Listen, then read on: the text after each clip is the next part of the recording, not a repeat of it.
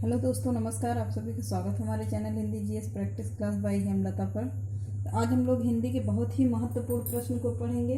बहुत ही ज़्यादा महत्वपूर्ण है, सुपरफास्ट रिवीजन क्लास है। तो आज हम लोग चलिए चालू करते हैं। बहुत सारे प्रश्न ऑल चैप्टर से हमने कवर किया है इसमें। तो पहला प्रश्न देखते हैं, निम्नलिखित में से अर्ध स्वर कौन सा है, कौन सा होता है? तो उत्तर या होगा, आ और ई, आ और ई मिलकर क्या बनता है? या बनता है। तो अगला देखिए, भरत मुनि ने अपभ्रंश को नाम दिया है, क्या दिया है? अशुद्ध भाषा दिया है। चोल शासकों की भाषा क्या थी? क्या थी? तमिल थी। जनमेजय का नाग यज्ञ किसकी कृति है? किसकी कृति होगी? जयशंकर प्रसाद जी की है। साहित्य से भी प्रश्न हैं जो परीक्षा में कभी कभी पूछे जाते हैं। पेट में तो एक आध दो प्रश्न, 3 प्रश्न आ ही जाता है। छायावादी कवियों ने जब आध्यात्मिक प्रेम को अपनी कविताओं में व्यक्त किया तो ऐसी वह कविताओं को किस वाद के अंतर्गत रखा गया है? किसके अंतर्गत रखा गया है? तो रहस्यवाद के अंतर्गत रखा गया है। आगे देखिए,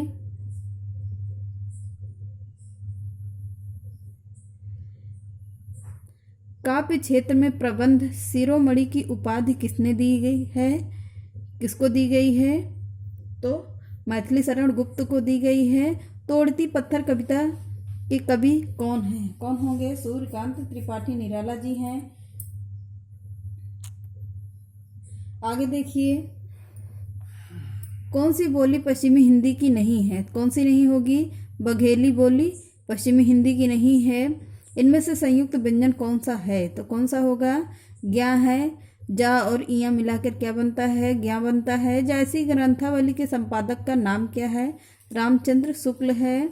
आगे देखिए, वीर रस का अस्थाई भाव क्या होगा? क्या होगा? तो उत्साह होता है। रामचरितमानस किस भाषा में लिखा गया है? तो अवधी भाषा में लिखा गया है। रामायण किस भाषा में लिखा गया है? तो संस्कृत भाषा में लिखा गया है। उसी का अनुवाद श्री तुलसीदास ने किया है, उसका रामचरितमानस रखा गया है। तो किस भाषा में लिखा है? तुलसीदास जी ने अवधी भाषा में लिखा है। चंदन विष व्यापत नहीं, लिपटे रहत भुजंग, इस पंक्ति के रचयिता कौन है? कौन होंगे? रहीम हैं, रहीम जी हैं। आगे देखिए, गीतांजलि के रचयिता कौन हैं? कौन होंगे? रविंद्रनाथ टैगोर हैं। मुझे तोड़ लेना वनमाली, उस पथ पर देना तुम फेंक, यह किसकी कविता होगी? आप लोग कमेंट बॉक्स में बताइएगा किसकी कविता है, नहीं तो हम बताते हैं कल। शिव शंभू के चिट्ठे से संबंधित रचनाकार कौन है? तो उत्तर बाल मुकुंद गुप्त होंगे। दक्षिण भारत में हिंदी भाषा के क्षेत्र में किसने प्रचार प्रसार किया था? तो सी राजगोपालाचारी ने किया है। निम्न में से किस पुस्तक में भ्रमर गीत का प्रसंग है? किस पुस्तक में है? तो सूरसागर में है। मानवीकरण अलंकार का प्रयोग किस प्रकार की कविता में हुआ है? तो नई कविता के प्रकार में हुआ है। अनिल का पर्यायवाची शब्द है, क्या होगा? अनिल का पवन होता है। विपाशा पत्रिका का प्रकाशन किस प्रदेश से होता है? किस प्रदेश से होगा? उत्तर प्रदेश से है। नील कमल में कौन सा समास है? तो नीला है जो कमल क्या होता है? कर्मधारय समास होता है। शेष कादंबरी के रचयिता कौन है? अलका सरावगी हैं। वर्ण के द्वितीय व चतुर्थ व्यंजन क्या कहलाते हैं? तो उत्तर होगा महाप्राण कहलाते हैं। हमने उसको थ्योरी में पढ़ाया हुआ है। दोहा छंद में सिंगारी गलत लिखा हुआ है। रचना प्रयुक्त प्रस्तुत करने वालों में किसे हिंदी के सर्वाधिक ख्याति लब्ध कवि हैं? कौन होंगे? तो बिहारी होते हैं। सिंगार ऐसे लिखा जाता है, इसको ऐसा होगा जो यहाँ पे ये लगा हुआ है आधा, वो नहीं रहता है। छंद का सर्वप्रथम उल्लेख कहाँ मिलता है? तो श्रांग वेद में मिलता है। सिंगार का अस्थाई भाव क्या होता है? रति होता है। कुरुक्षेत्र को क्या कहा जाता है? तो उत्तर रण क्षेत्र कहा जाता है। आगे देखिए, भारत में सर्वाधिक किस भाषा का प्रयोग किया जाता है? तो हिंदी भाषा का प्रयोग किया जाता है। सिंगार का अस्थाई भाव क्या होगा?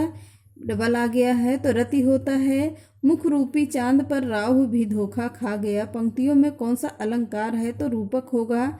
आर जहाँ से लगता है तो वहाँ से रूपक अलंकार होता है। रारा 2 बार आया है तो जहाँ पर रारा एक बार में 2 बार आ जाए एक लाइन में, वहाँ पे क्या होता है, रूपक अलंकार होता है। मुंडा भाषा परिवार का क्षेत्र कौन सा होगा तो छोटा नागपुर होता है।